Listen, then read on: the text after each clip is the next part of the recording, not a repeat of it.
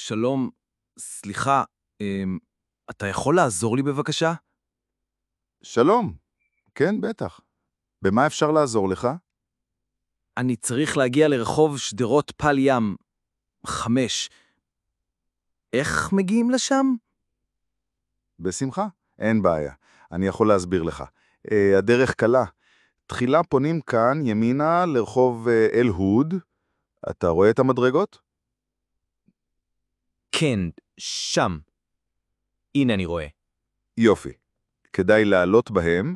משם מגיעים לרחוב אל-הוד. שם פונים שמאלה לכיוון רחוב שער הגיא, ומשם עולים שוב במדרגות לכיוון רחוב רביצקי. ממשיכים שמאלה אל רחוב מבצע יונתן, ושם כבר כדאי לשאול. יש שם פנייה קטנה שמביאה לרחוב שדרות פל ים. תודה רבה. אני מודה לך מאוד.